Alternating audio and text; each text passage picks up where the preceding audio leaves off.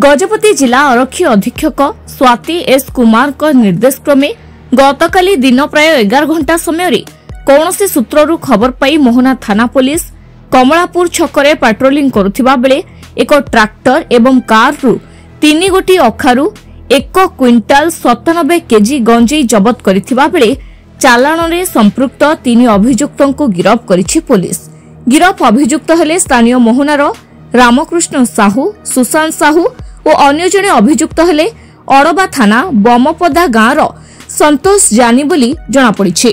कौनसी चालाण रे सहयोग करुथिबा एक ट्रैक्टर एवं कार और गोटिए voter card, गोटिए PAN card, 4टी mobile एवं अन्य जिनिस घटनास्थल जबत करिछि। अभियुक्त माने मोहना अंचल गंजेई नहीं ब्रह्मपुर अभिमुखे चालाण करुथिबा बेले विश्वस्त सूत्रु पुलिस खबर पाई कमलापुर छक निकटरे चढ़ाऊ करी गंजेई जबत करिछि। जबत गंजेईर आनुमानिक मूल्य प्राय 15 लाख टंकारु ऊर्ध्व हेबो। पुलिस ए संक्रांत रे एक मामला रुजु करी 3 अभियुक्तों को कोर्ट चालाण करिथिबा सह मोहना थाना पक्षरु अधिक तदंत करुथिबा एक खबरदाता सम्मेलन माध्यम रे जणाइछि। गत 2 दिन धरी आम गोटे डेडिकेटेड टीम गोटे इनफर्मेशन उपर आम काम करूँ।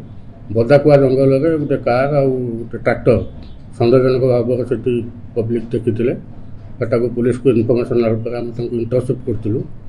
कमलापुर गेट ट्रैक्टर आ गोटे कार 3 जन गिरफ होती।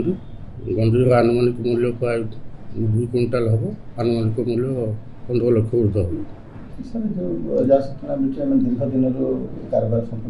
हाँ मैंने मोहनार सुशांत कुमार साहू और शला रामकृष्ण साहू मैंने दीर्घ दिन धरी गंजेई बेपार कर खबर था।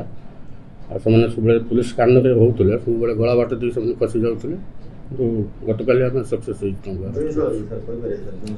हाँ सुशांत कुमार साहू और ज्वाई रामकृष्ण साहू।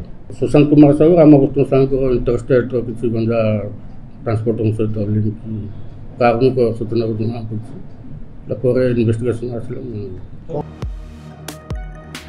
गजपति मोहनारू मनमत मिश्र रिपोर्ट, धरित्री लाइव।